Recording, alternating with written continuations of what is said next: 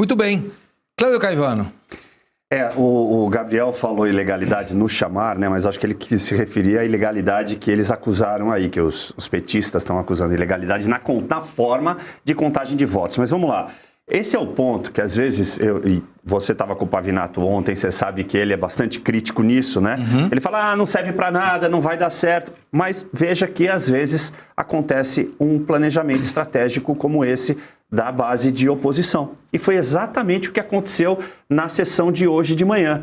Eles pegaram a base governista de surpresa e é preciso isso. Eu tinha inclusive mencionado ontem que é super apertado, né? Sempre as contagens de voto, e você pode ver por essa, dá 16 a 14. 2 pessoas só não votaram, porque são 32, né? 16 com 14 dá 30. Então, 2 parlamentares titulares não compareceram. Ali, eles estão alegando essa irregularidade porque o presidente, que é o Carlos Viana, teria dito assim, não, os que são contra continuem em pé. Ele poderia ter dito o contrário. Os que são a favor continuem sentados. Isso é muito comum. O próprio Alcolumbre faz isso, o Hugo Mota faz isso, permaneça como estão. Os que aprovam, as comissões, as quais acompanhei inúmeras, geralmente são assim, os que concordam permaneçam como estão. Então, não há nenhuma ilegalidade, é uma prerrogativa do presidente, ponto. Agora, o iuris esperneandi, como a gente... Que isso? Seria o direito de espernear. Iuris esperneandi. Ou seja, isso não existe, evidentemente. O que reclama, digamos. Mas okay. No juridiquês a gente brinca com isso. É normal, é do jogo, é democrático. O que não é democrático é esse Rogério Correia ter dado um murro, um soco no deputado Luizinho. E aqui eu quero fazer menção não só de solidariedade ao deputado Luizinho, mas dizer o seguinte, talvez seja por isso que eu não sou deputado, talvez seja por isso que eu não sou jogador de futebol, porque eu não ia dar outra face. E aí o negócio tomaria uma outra proporção. Agora, quem iniciou é que deve responder por isso. O Rogério Correia, imediatamente ao final da votação, ele sai correndo para intimidar o Carlos Viana. Quem separou num primeiro momento, é que o vídeo não está aí na íntegra, mas eu passei para Larissa uma outra visão. Se pudermos, vamos colocar agora. Aí será esse aí? Não, é quando o Alfredo Braga é que tem o seu assessor que está filmando, filma mais lá de perto, e é o próprio Alfredo que contém o Correia, porque ele chegou muito próximo do Carlos Viana. Entendi. E isso chega a impressionar. Eu conheço esse Rogério Correia, já vi muita atuação dele lá. Canalha! Você é um canalha, Rogério. O que você fez aí é a demonstração da sua canalice. Esse é o tipo de... essa filmagem, olha lá quem está defendendo. É o próprio Fraga. Isso é a demonstração que a esquerda não está preparada, assim como nunca quis democracia. Nossa. A democracia deles é essa, é violência pura quando perde. Que vergonha. É uma vergonha, é vergonhoso. Olha lá o Girão tentando segurar. Até esse outro petista aqui, ó. Quem é esse? Eu não lembro o nome dele, mas é bastante atuante também. Ele tentou contemporizar. Mas assim, não adianta. Vocês são assim quando perdem. Isso é uma vergonha, isso é vergonhoso. Essa não é o exemplo que a população deveria receber de vocês que são muito bem pagos. Fica dito aqui. Agora, só para finalizar... Claro, imagina. Segredo, quando eu digo que é importante CPI e CPMI, é por causa disso. É porque é possível, mesmo quando você tenha um número inferior de parlamentares, aqui está muito equilibrado, como eu disse, mas mesmo quando você tem inferior, é possível você fazer manobras que são regimentais e, de repente, até conseguir aprovar requerimentos. Quando abrirem o sigilo do Lulinha, vai cair a outra metade da República que não está com o Vorcaro. Mas fazemos uma correção importante. Eu li agora que era o registro telemático e fiscal. Não é o bancário e o fiscal. Perfeito. Então, o que a CPMI do INSS conseguiu quebrar é o sigilo bancário e fiscal do Lulinha. Eu duvido que alguém vai depositar grana de propina na sua própria conta. Mas vai saber. De qualquer maneira, é fácil, através da disposição fiscal, fazer um levantamento crescimento patrimonial e, enfim, salvo que o Lulinha tenha conseguido algum contrato desses que algumas esposas de ministros conseguem. Quem sabe. O professor Suano está fazendo história. Você viu como o Caivano falou? Só para concluir? Só para concluir. Só para concluir. Só para concluir. O Gabrielzinho. Só para concluir. Mas te provoco com a seguinte questão. Já é fato, pode o PT tentar alguma coisa, pode ir com Alcolumbre, pode ir com STF, mas já está estabelecida na sociedade que uma parte do político brasileiro está indo atrás da verdade. Isso poderia, do ponto de vista político, primeiro, gerar que o Lula deve estar hoje trinando contra os que estão na comissão, dizendo como vocês permitiram que cheguemos nesse ponto. E segundo, será que isso não pode ser aproveitado para dizer, vai sair a lei da anistia. Vocês querem que não chamemos o Lulinha? Tá bom. Então manda a lei da anistia que passa, vaza a lei da anistia, libera o Bolsonaro e a gente poupa o Lulinha. Porque devemos entender, isso pode soar ruim do ponto de vista dos valores, mas é a jogada política. Vê isso como possível, professor? Olha, dentro do universo de possibilidades, é possível, até uma jogada interessante que ele poderia fazer, porque o Lula ele é capaz de qualquer coisa, inclusive, como ontem nós falamos aqui, dizer que o Lulinha não é filho dele, e chegar ao ponto de dizer que é filho do Bolsonaro. É possível ele fazer qualquer coisa. Pode. Qual é a probabilidade de que isso aconteça? E aí que, para mim, eu acho interessante. Dependendo do caos que ele esteja vendo diante dos seus pés, ele pode simplesmente dizer, eu vou apoiar uma PEC da anistia, mas só que isso atrasaria mais ainda. Por quê? Porque eles teriam que jogar fora a lei da dosimetria, teriam que jogar fora tudo que foi feito para começar do zero, ou seja, seria um atraso muito maior. Eu, particularmente, sou a favor da anistia. Eu acho que a dosimetria é uma aberração que foi colocada ali para fazer algo que seria o óbvio. A anistia é que deveria ser, não precisa nem dizer que tinha ampla, geral e restrita. Anistia é anistia, ponto final. Tá?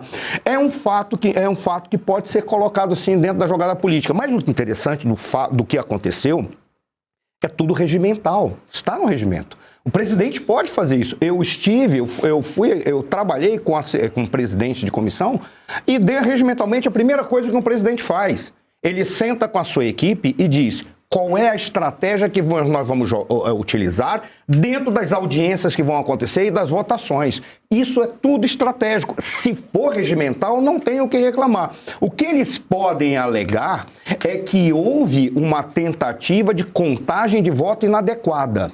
É isso que eles vão tentar alegar, que é regimental também. E a gente não pode esperar grande coisa do Alcolumbre. Certamente o Alcolumbre vai ficar, mais uma vez, do lado errado da história e provavelmente ele vai dizer, vamos anular e começar tudo de novo. Se estiver dentro do regimento, fará. Mas certamente duas coisas já são significativas para nós. Primeiro, sim, há um grupo que não quer que o Lulinha cante, não quer que o Lulinha seja investigado, não quer que chegue no colo do Lula. Por quê? Como o Caivano falou, vai cair a segunda metade da República. Eu, particularmente, adoraria que caísse a República inteira e nós colocássemos uma forma de governo de verdade, colocássemos uma monarquia. Está passando já o anúncio.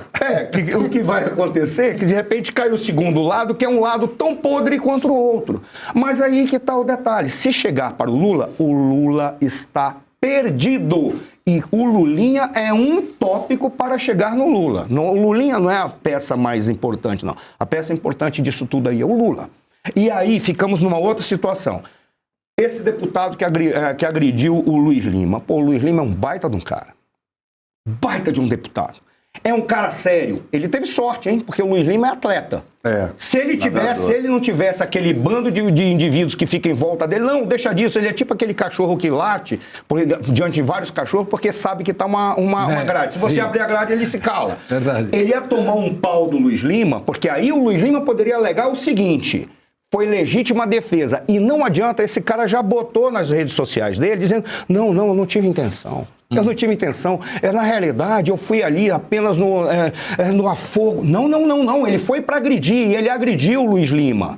Ele agrediu sim. E ali, isso é para decoro. Também está no regimento. Da mesma forma que eles não foram conversar com o Carlos Viana, não. O que consta é que eles foram para quebrar o Carlos Viana na pancada. E não foi ele sozinho, foram vários.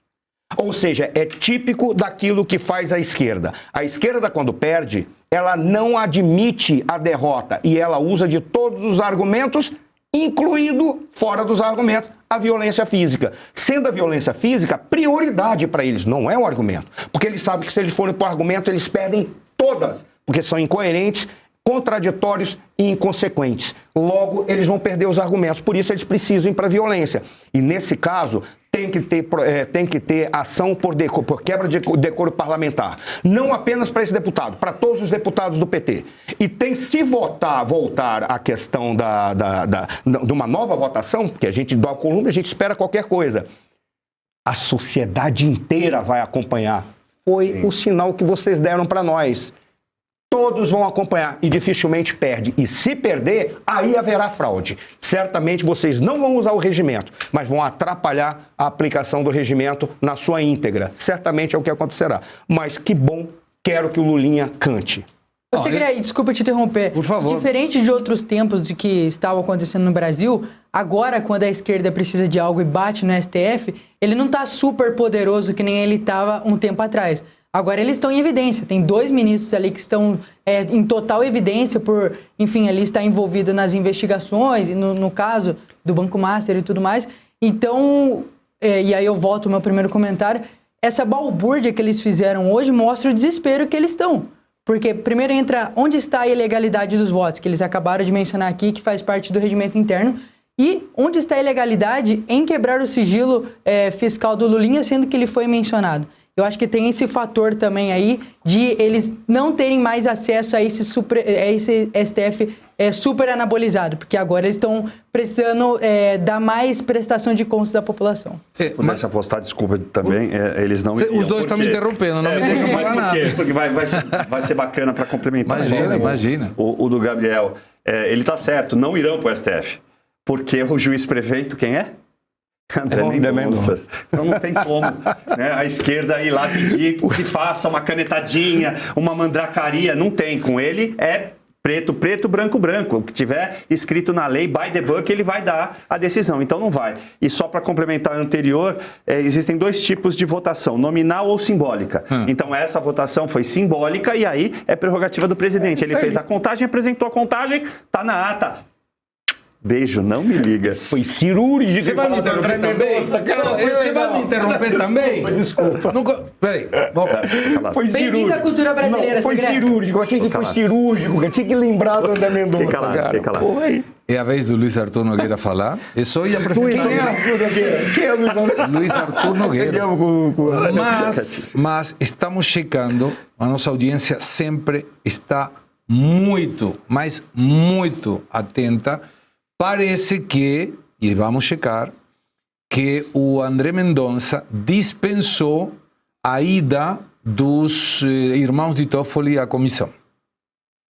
Então, já está atualizando aqui a Larissa, parece, e agradecemos a Fanchado que nos adianta isso no chat, e a gente imediatamente checa a informação, o que poderia mudar eventualmente também a quebra do sigilo do Lulinha. Esperamos que não. Luiz Arthur Nogueira, se o trio aqui te permite falar, a fala é tua. Obrigado, Segredo. Bom, eu queria falar então sobre a quebra de sigilo bancário e fiscal de Lulinha, né? A primeira pergunta que eu faço é: vão quebrar o sigilo fiscal só do CPF do Lulinha? Se for isso, não vão encontrar nada. Tem que quebrar de todos os CNPJs dele. E são muitos. Só que tem um problema. O Lulinha, que é conhecido como Ronaldinho dos negócios, ele é investigado como sendo um possível sócio oculto do Careca do INSS. Ora, se ele é sócio oculto, é porque o CPF dele não aparece no CNPJ do Careca do INSS. Óbvio. Portanto, talvez essa quebra de sigilo não seja suficiente. Talvez tenha que cruzar dados com o Careca do INSS, com o dele, cruzar os CNPJs para tentar encontrar alguma coisa. A questão é o seguinte: toda vez que você é acusado de algo grave e você é inocente, eu parto do princípio que quem não deve não teme. Por que o Lulinha não se antecipa e abre logo o sigilo dele? Ele tem algo a esconder? Me parece que sim. Outro ponto: por que o Lulinha está morando em Madrid? Por que ele picou a mula do Brasil? Que história é essa? Foi morar em Madrid justo agora Para quem não se lembra, o Lulinha, ele é um biólogo que há 20 anos resolveu entrar no mundo de games, se embrenhando em tecnologias.